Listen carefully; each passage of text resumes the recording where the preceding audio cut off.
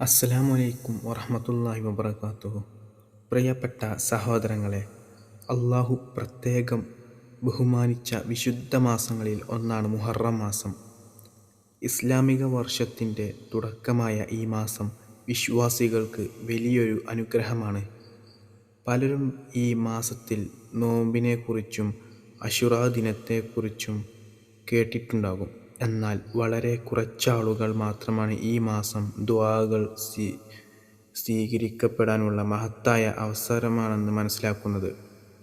ജീവിതത്തിൽ എത്രയോ പ്രശ്നങ്ങൾ നമ്മെ അലട്ടുന്നുണ്ട്. ചിലർക്ക് കടബാധ്യതയാണ്, ചിലർക്ക് രോഗമാണ്, ചിലർക്ക് ജോലി ലഭിക്കുന്നില്ല, ചിലർക്ക് വിവാഹം നടക്കാത്ത വിഷമമാണ്, ചിലർക്ക് സന്താന സൗഭാഗ്യം ലഭിക്കാത്ത ദുഃഖമാണ്, ചിലർക്ക് മനസ്സമാധാനം പോലും നഷ്ടപ്പെട്ടിരിക്കുന്നു. ഇന്ന് ഈ വീഡിയോയിൽ മുഹറം മാസത്തിൽ ദുആ ചെയ്യേണ്ട ശരിയായ രീതി എന്താണ്, എങ്ങനെ ദുആ ചെയ്താൽ അള്ളാഹുവിൻ്റെ കരുണ ലഭിക്കും, എന്തുകൊണ്ടാണ് ഈ മാസം ആളുകൾക്ക് പ്രത്യേക പ്രാധാന്യമുള്ളത് എന്നതിനെക്കുറിച്ച് വിശദമായി മനസ്സിലാക്കാം. ഒരു കാര്യം ആദ്യം മനസ്സിലാക്കണം. ദുആ എന്നത് വെറുമൊരു ആവശ്യപ്പെടൽ മാത്രമല്ല, അതൊരു ഇബാദത്താണ്. ഒരു അടിമ തൻ്റെ റബ്ബിനോട് സംസാരിക്കുന്ന നിമിഷമാണ് ദുആ. അതുകൊണ്ടാണ് നബി സല്ലല്ലാഹു അലൈഹി വസല്ലം പറഞ്ഞത്, ദുആ തന്നെയാണ് ഇബാദത്ത്. മുഹറം മാസം ആരംഭിക്കുമ്പോൾ തന്നെ ഒരു വിശ്വാസി തൻ്റെ ഹൃദയം ശുദ്ധീകരിക്കണം. അള്ളാഹുവിൻ്റെ അടുക്കലേക്ക് മടങ്ങാൻ തീരുമാനിക്കണം. കാരണം പാപങ്ങൾ നിറഞ്ഞ ഹൃദയത്തിൽ നിന്ന് ഉയരുന്ന ദുആകൾക്ക് തടസ്സങ്ങൾ ഉണ്ടാകാം. അതുകൊണ്ട് ദുആ തുടങ്ങുന്നതിന് മുമ്പ് ഹൃദയം നിറഞ്ഞ തൗബ ചെയ്യുക. അള്ളാഹുവിനോട് പറയുക, റബ്ബേ, ഞാൻ പല തെറ്റുകളും ചെയ്തു, അറിയാതെയും അറിഞ്ഞും പാപങ്ങൾ ചെയ്തു. എനിക്ക് നീ പുറത്തു തരണമേ.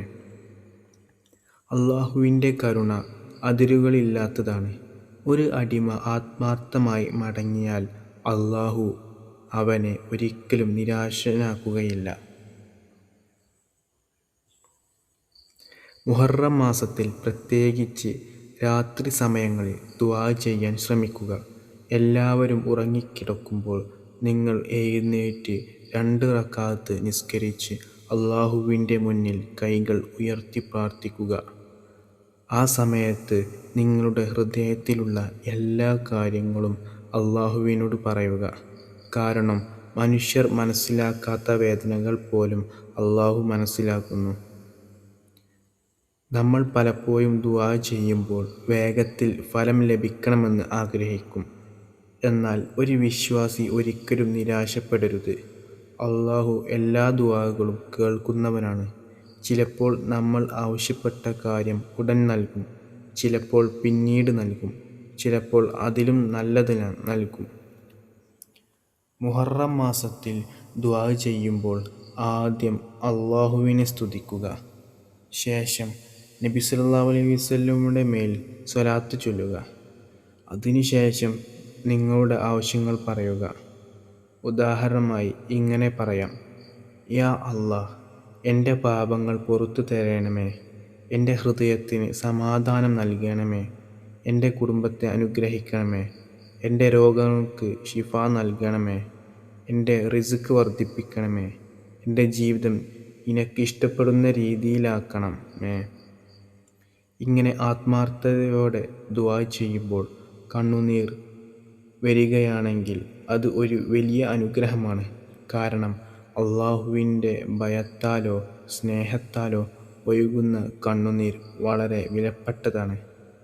മുഹറം മാസത്തിലെ ഏറ്റവും പ്രധാനപ്പെട്ട ദിവസമായ അശുറാ ദിനത്തിൽ ദുആകൾ വർദ്ധിപ്പിക്കുക. ആ ദിവസം നോമ്പനുഷ്ഠിക്കുകയും കൂടുതൽ ഇസ്തിഗ്ഫാർ ചൊല്ലുകയും ചെയ്യുക.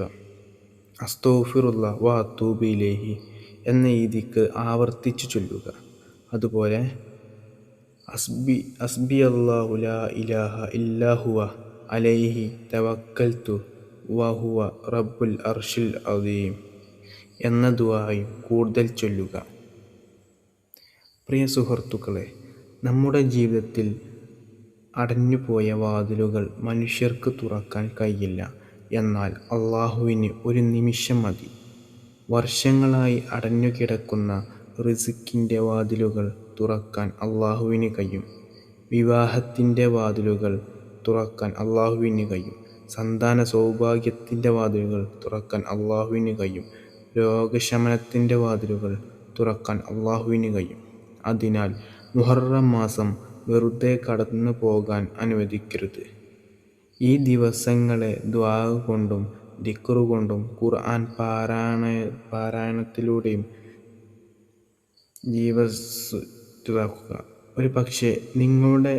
ഒരുപക്ഷേ നിങ്ങൾ ഇന്ന് ചെയ്യുന്ന ഒരു ആത്മാർത്ഥ ദുആ നിങ്ങളുടെ ജീവിതത്തെ മുഴുവൻ മാറ്റിമറിച്ചേക്കാം. പ്രിയപ്പെട്ടവരെ, മുഹറം മാസം അല്ലാഹുവിലേക്ക് കൂടുതൽ അടുക്കാനുള്ള വിശുദ്ധ അവസരമാണ്. ഈ മാസത്തിൽ ദുആകൾ വർദ്ധിപ്പിക്കുക, തൗബ വർദ്ധിപ്പിക്കുക, ഖുർആൻ പാരായണം വർദ്ധിപ്പിക്കുക, അല്ലാഹുവിൽ പൂർണ്ണ വിശ്വാസം അർപ്പിക്കുക. അല്ലാഹു നമ്മുടെ എല്ലാ ദുആകളും സ്വീകരിക്കട്ടെ. നമ്മുടെ ജീവിതത്തിലെ എല്ലാ പ്രയാസങ്ങളും എളുപ്പമാക്കട്ടെ. എല്ലാ നന്മയുടെ വാതിലുകളും നമുക്കായി തുറന്നു തരട്ടെ. ആമീൻ യാ റബ്ബൽ ആലമീൻ. അസ്സലാമു അലൈക്കും വറഹ്മത്തുള്ളാഹി വബറകാതുഹു.